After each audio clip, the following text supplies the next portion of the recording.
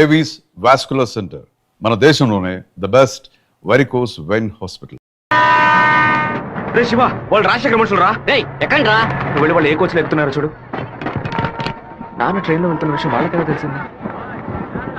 నువ్వు వెళ్ళి చివరి కోచ్ ముందు కోచ్లో ఉండు. ఇటువైపు ఎవరు వచ్చినా నాకు వెంటనే. అలాగే ఆ వీరభద్ర ఏ కోచ్లో ఉన్నాడో వెళ్ళి చూసిరా.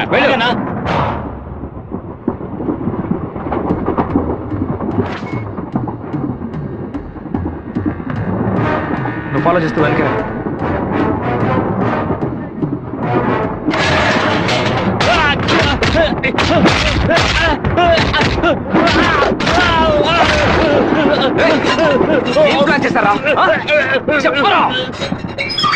కడప స్టేషన్ లో ఏదో ప్లాన్ చేసినట్టున్నారా?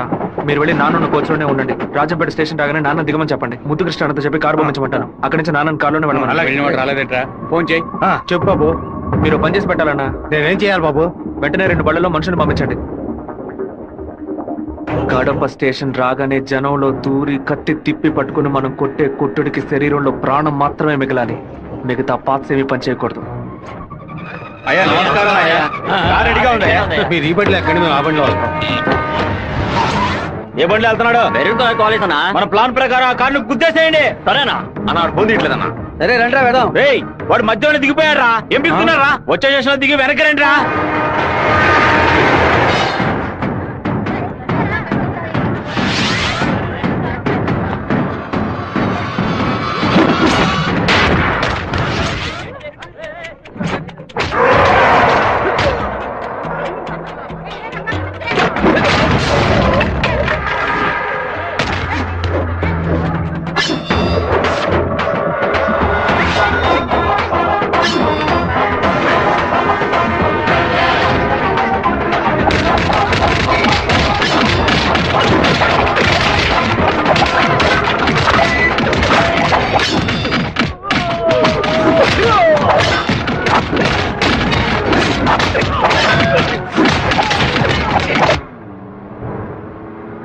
రే నువ్వు రెడీగా ఉన్నావా? నేను రెడీగా ఉన్నాను.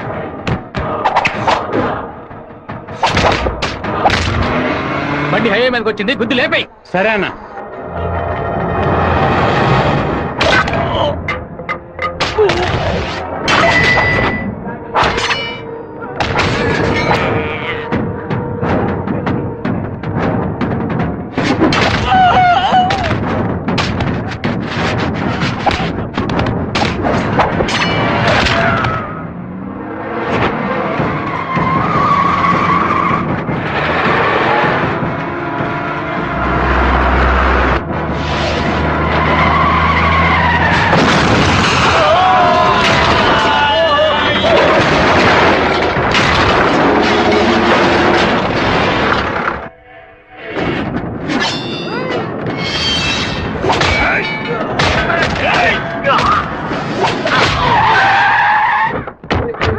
అయ్యో ఉద్దేశం ఆకుండా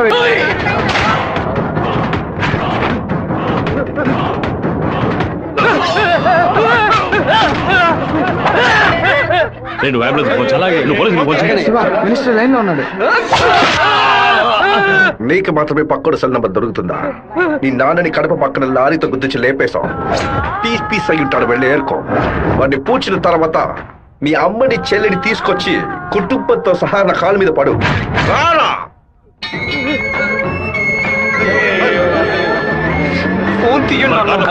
చూడండి, తీసుకురండి. టార్గెట్ నుంచి 13 కిలోమీటర్. పోలీసు వస్తున్నారా? స్పీడ్ గా వెళ్ళరా.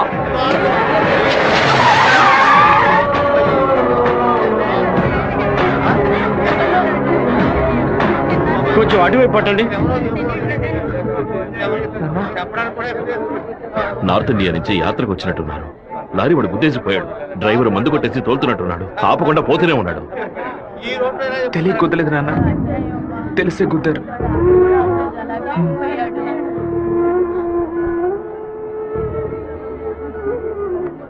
నా పరువు తీసావా? అమ్మని చెల్లిని తీసుకొచ్చి నా కాళ్ళ మీద పడుని ఛాలెంజ్ చేశాను. ఇప్పుడు నా పిల్లాన్ని తెమ్మని చెప్తాడు వాడు. అది కాదన్నా, మెరూన్ కలర్ కాలేజ్ అన్నారు. నల్లని అమ్మాయిని చూసి వాళ్ళ పెళ్ళామని దూకేస్తారా? ఫోన్ చేసిన అమ్మాయి వాడి శత్రువా లేదా మనని కన్ఫ్యూజ్ చేయడానికి వాడు చేసిన ఏర్పాటు.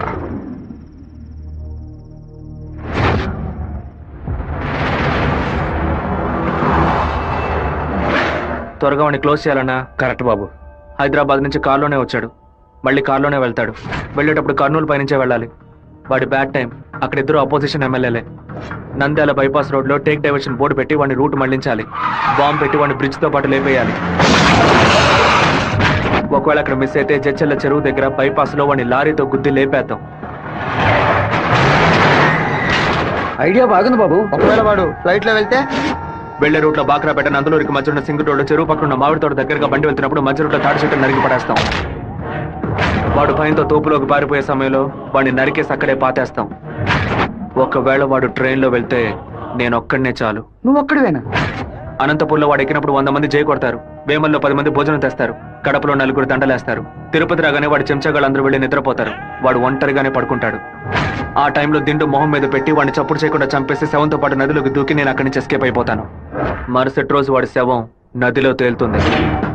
ఏ రూట్ లో వెళ్ళినా వాడి చావు ఖాయం. ఇదిగోనయ్యా కాఫీ.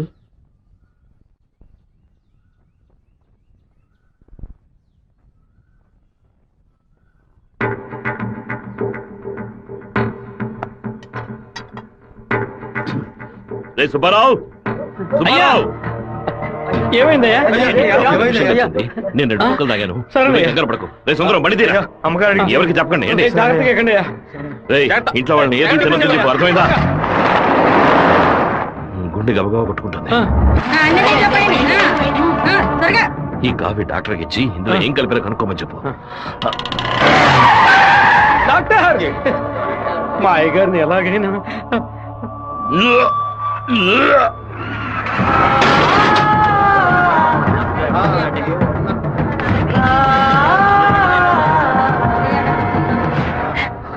అయ్యో శివ, ఏంట్రా ఇదంతా?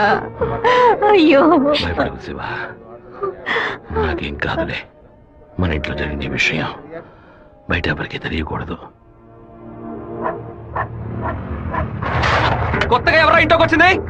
కొత్తగా ఎవరు రాలేదన్నా. అయ్యా, పొద్దున బట్టలు తీసుకోవడానికి చాకల మా అదేగాడు వచ్చాడు. తర్వాత చేపలు వచ్చాడు. చేపలు కడగడానికి ఇంట్లోకి వచ్చారు. నాకే పాపం తెలియదయ్యా. ఎవరింటికి వెళ్ళినా ఒక్కడు నీళ్లు కూడా మింగే ముందు ఆలోచించే గుట్టక వేస్తారే. ఇప్పుడు ఎలా? మన ఇంట్లో నీళ్ళని తాగడానికి ఆలోచిస్తే అది తప్పు కదా గంగా. శివ, కొంచెం లోపలికి వస్తావా? మాట్లాడాలి. పొద్దున అందరి గురించి నీతో చెప్పాను. రాధికమ్మ కూడా వచ్చి వెళ్ళింది. ఆ విషయం మాత్రం నీతో చెప్పలేదు. అయ్యగారి కాఫీ కలిపేటప్పుడు తను కూడా వంటింట్లో ఉంది బాబు. ఏమంటున్నావు? అత్త ఎక్కడికి వెళ్ళారు? అత్తయ్య పెరట్లో పశువులకి కుడితి కలుపుతోంది. అవును, ఎన్నేళ్లుగా మీరు ఇంట్లో పని మంచిగా పనిచేస్తున్నారు? నేను ఇంట్లో పనిచేస్తున్నానన్న విషయం నువ్వు చెప్తేనే తల్లి నాకు గుర్తుకొచ్చింది. ఓ సరే, నేను అత్తయ్యతో మాట్లాడొస్తాను. పెరట్లోకి వెళ్తానని చెప్పిన అమ్మాయి అక్కడికి వెళ్ళలేదు, వాకిట్లోకి రాలేదు, తర్వాత కనిపించలేదు.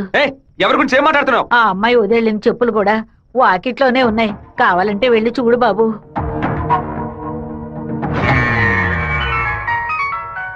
బాబు, చిన్న విషయం. అయ్యగారు ట్రైన్లో వెళ్ళే విషయాన్ని ఒక అమ్మాయి ఫోన్ చేసి చెప్పిందని ఇక్కడ ఉన్నవాళ్ళు అనుకుంటున్నారు.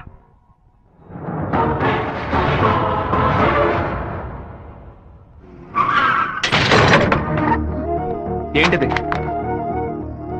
వేసుకుని వచ్చిన చెప్పుల్ని మర్చిపోయి వెళ్ళేంత తొందర ఏంటి నీకు?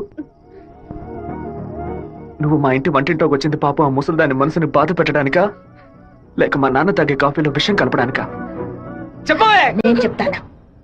మీ నాన్నని చంపడానికేరా అది మీ ఇంట్లో అడుగు పెట్టింది. దాన్ని నేనే పంపించాను. ఆవిడ చెప్పేది అబద్ధం. అబద్ధమే కదా? ఏయ్, నీ అబ్బకి విషం పెట్టినందుకే నీకింత కోపం వస్తే మీ నాన్న నా కొడుకుని నడి రోడ్డు మీద నరికి చంపాడే. ఎవరు మీరు?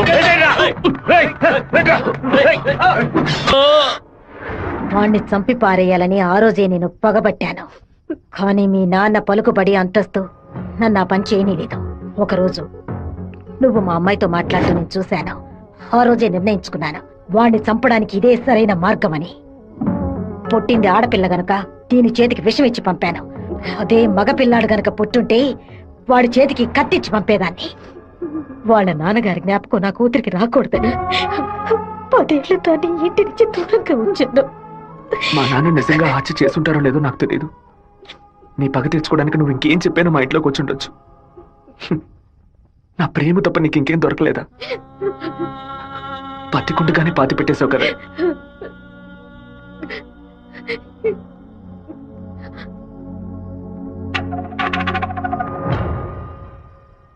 మీరు మాట్లాడుకున్నదంతా నేను వింటూనే ఉన్నాను. నీ భర్త చావుకి నేను కారణం కాదమ్మా. నీ భర్త ఆశపడే ఎలక్షన్లో నించోలేదమ్మా. మన జాతి ఓట్లని విడదీయాలని రూలింగ్ పార్టీ వాళ్ళ దగ్గర 10 లక్షల రూపాయలు లంచంగా తీసుకున్నావే, నీకు సిగ్గులేదు? నేను డబ్బు తీసుకున్నట్టు మిగతా రేయ్, ఇంకా నిజాన్ని కప్పిపుచ్చాలని చూడకు. మర్యాదగా నామినేషన్ వాపస్ తీసుకో, లేదా నీ మొండెమే మిగులుతుంది. నువ్వు మాణిక్యాన్ని లేపే. ఏమన్నా అన్నా? అప్పుడే ఆ నింద వీరభద్రం మీద పడుతుంది. ఓట్లు రూటు మారతాయి. నేను ఈ హత్యని చెయ్యలేదని ఈ ఊరే నమ్ముతోంది. నువ్వు మాత్రం ఎందుకు నమ్మట్లేదు? నా కొడుకు నీ కూతుర్ని ప్రేమిస్తున్నానని తెలియగానే వెంటనే వచ్చి నీతో చెప్పాలనుకున్నాను. కానీ నీకు తెలిసే తన మా ఇంటికి వచ్చిందని చెప్పింది. అందుకనే నిజమంతా నీకు తెలుసనుకున్నానమ్మా. ఎవరో చెప్పిన మాట నమ్మి పాపం తన మనసులో ద్వేషాన్ని నాటి ఇప్పుడు ఇలా తలదించుకునేలా చేశావే. పెళ్లి చేసుకుని చల్లగా ఉండాల్సిన పిల్ల తన జీవితాన్ని నాశనం చేశావే.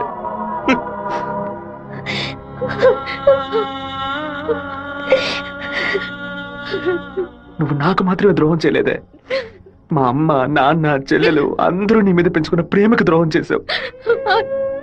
ఒళ్ళమ్ముకొని బతికి ఆడది కూడా ప్రేమించినట్టు నటించమంటే చీయని ఉమ్మేసి వెళ్ళిపోతుంది.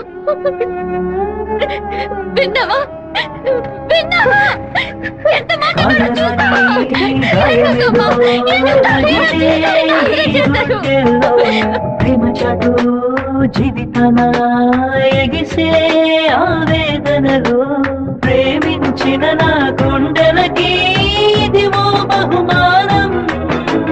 నన్ను కన్న పాపానికి వీరికి దండనరా. టెలిఫోన్ బుత్ లో ఎంక్వైరీ చేసా ఉన్నా. పక్కనే లేడీస్ కాలేజ్ ఉండడం వల్ల ఏమై చేసిందో తెలియదు అన్న. ఒక ఆడపిల్ల వల్ల వాడు తప్పించుకున్నాడు. అసెంబ్లీలో అపోజిషన్ వాడు కావాలనే ఈ విషయం అడుగు మరీ కలుగుతున్నాడు. ఇంతకు మించి మనం ఓర్పుగా ఉంటే వాడు ఖచ్చితంగా గెలిచేస్తాడు. పెదవారి నుంచి 50 మందిని రప్పించండి. ఎవరు ఎదురు చూడే సమయంలో వాడి ఇంట్లోకి తోడి వీరభద్రాన్ని ఆడి కొడుకని లేపేయమనండి. ఊరోళ్ళు ఎవరైనా అడ్డొస్తే పెద్ద చిన్నాడు చూడకుండా అడ్డగా నడకని చెప్పు. అన్నా, ఇలా ఓపెన్ గా అన్ని చేస్తే మీ మీద అందరూ డౌట్ పడతారన్నా. మన వాళ్ళని పక్క నుండి ఉసిగొల్పమనం. రాత్రి సరిగా 10:30కి ఈబీ వాళ్ళతో చెప్పి పులివెందుల్లో కరెంట్ కట్ చేయమనం. ఆ టైంలో ఎవరు ఫోన్ చేసినా చుట్టుపక్కల ఏ పోలీస్ స్టేషన్ లో ఫోన్ తీయకూడదు. ఆ కొత్త డ్రైవర్కి చెమట్లు పట్టాయంట్రా. వీరభద్ర మీద ప్రేమతోనా? వాడు ఏ ఊరోడో ఎవడు ఇక్కడ పంపించాడో పంపిన వారికి వీరభద్రుడికి సంబంధం ఏంటో ఎంక్వైరీ చేయి.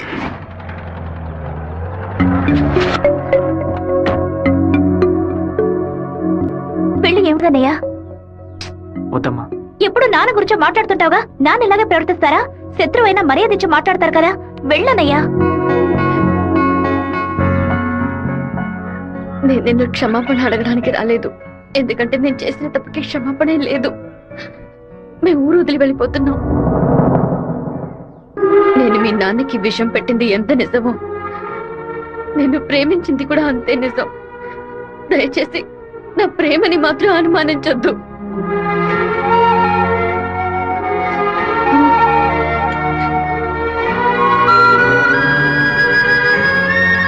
బావా, నీతో మాట్లాడాలరా.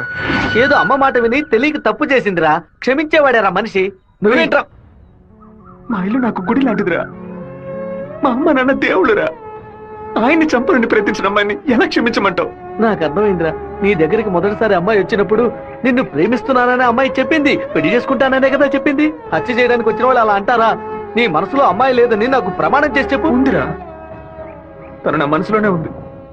కానీ ఇప్పుడు వచ్చి వెళ్ళింది నేను ప్రేమించిన రాధిక కాదు. బాబు శివ, నేను ఒకటి చెప్తే నువ్వు వింటావా?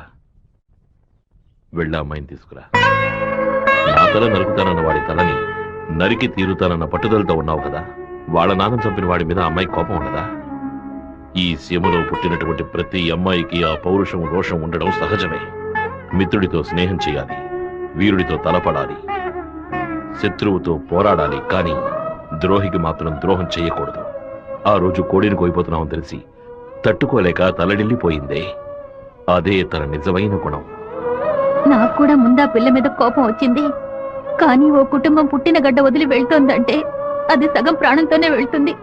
మిగిలిన ప్రాణం మనం తీసామనే పాప వద్దు నాన్న. వెళ్ళి అమ్మాయిని తీసుకురారా. నా ప్రేమే దొరికిందా నీకు?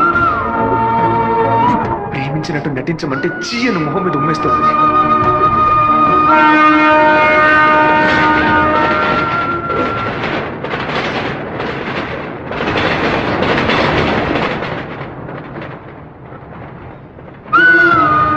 రా ఇంటికి వెళ్దాం.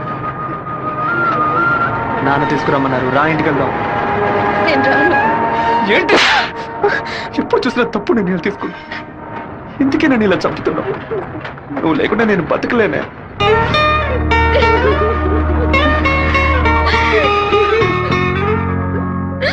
నీకు ముఖ్యమైన విషయం చెప్పాలని ఒంటరిగా రానా? ఎక్కడికి ఒంటరిగా వెళ్తున్నారు? మాణిక్యం రమ్మని చెప్పాడు. కూడా ఎవరైనా తీసుకెళ్ళండి. ఎవరైనా తీసుకెళ్దామంటే భయపడుతున్నాడు. ఒంటరిగానే వెళ్ళొస్తా. వద్దొద్దు సుబ్బారావు, అయ్యా అన్నతోటి వెళ్ళు. సరేనే. 2 కత్తులు తీసుకెళ్ళు. ఇవ్వు. నువ్వు లోపలే దాక్కుని చూడు. బెజవాడ పెద్ద దగ్గర ఎంక్వైరీ చేశాను. ఆ డ్రైవర్ ని పంపించింది మురళీ ట్రావెల్స్ గోవిందరాజు. వాడికి వీరభద్రానికి పెద్ద లింక్ ఉందన్నా. పెట్రోల్ బంక్ వెళ్ళాడనా? వెళ్ళే సాకుతో మన ప్లాన్ ని లీక్ చేస్తాడో ఏమో. వెళ్ళి వేస్తాడ్రా అన్నా.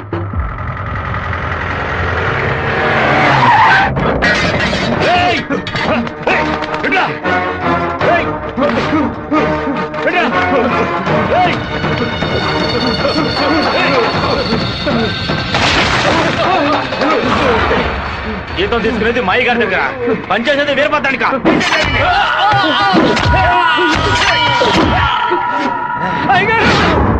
మన సత్యమూర్తి అన్నని దగ్గర మనుషులు చంపేశారయ్యా.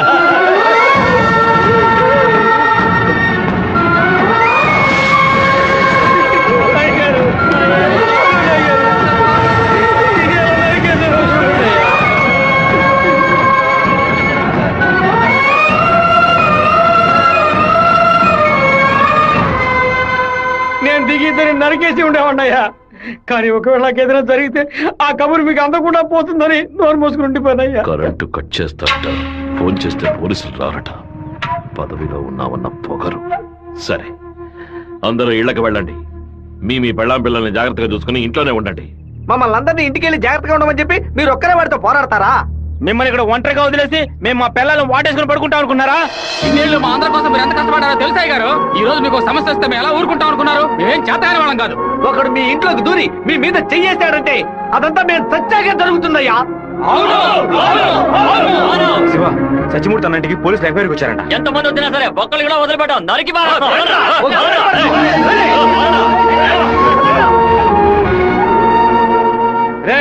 ఎవరు వచ్చేస్తారే కత్తికో కండగా నరికేస్తాం.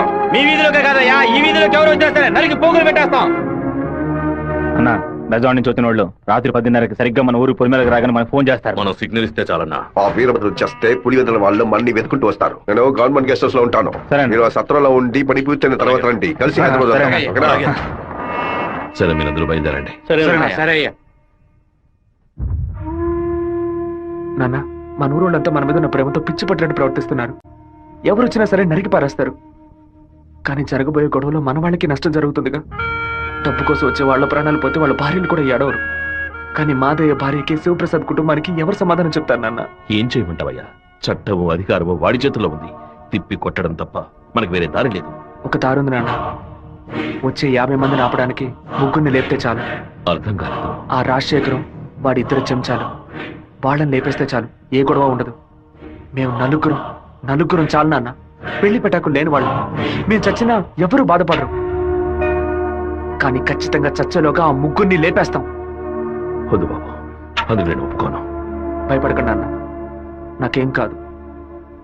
1 గంట ముందు నా ఫ్రెండ్ ఒకడు తిరుపతి మాయాలాజులో నా పేరు మీద రూమ్ తీసుకున్నాడు. కరెక్ట్ గా 10 గంటకి రాజశేఖరాన్ని లేపేస్తే నేను రేణుగుంట ఎయిర్పోర్ట్కి వెళ్ళిపోతాను. వాడు అదే సమయానికి రూమ్ ఖాళీ చేసి ఎయిర్పోర్ట్కి వచ్చేస్తాడు. అక్కడి నుంచి హైదరాబాద్ వెళ్ళి నేను మలేషియా వెళ్ళిపోతాను. 6 నెలలు సంవత్సరం ఆగే నేను తిరిగి వచ్చేస్తాను నాన్న. పోలీస్ రికార్డ్స్ లో నా పేరుండే ఛాన్సే లేదు. నేను బాగుండాలని మీరు నాకు పాస్పోర్ట్ ఇప్పించారు. అప్పుడది ఉపయోగపడలేదు. ఇప్పుడు అదే మరి అన్ని సమస్యల నుంచి బయటపడేస్తుంది. అయ్యో, ఎందుకమ్మా, ఎందుకు ఏడుస్తున్నావు? 25 ఏళ్ళగా నాన్న కత్తి పట్టుకున్నప్పుడు ఎప్పుడైనా నువ్వు ఏడ్చావా? ఇప్పుడు ఎందుకు ఏడుస్తున్నావు? కొడుకు మీద ప్రేమ. నీ కొడుకు బాగుండాలని దేవుడికి దండం పెట్టుకో. అంతేగాని ఇలా ఏడ్చి నన్ను పిరికి వండి చేయకు. భగవంతుడా, ఏడవకమ్మా. ఏడిస్తే నేను తట్టుకోలేదు. నాయనా నీకేమైనా అయితే మాకు బాధ ఉండదనుకున్నావా? మేమందరం బండరాళ్ళం అనుకున్నావంట్రా. నిన్ను నమ్ముకొని వచ్చిందే ఒక పిల్ల, దానికి నేనే సమాధానం చెప్తాన్రా. చెప్పరా?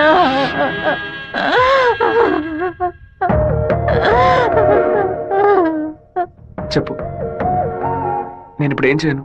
ఇన్ని రోజులు ప్రతి ఒక్క కత్తి వెనక రక్తం మాత్రమే ఉంటుందనుకున్నాను, కానీ ఇంత పెద్ద పోరాటమే ఉంటుందని ఇప్పుడే నాకు అర్థమైంది.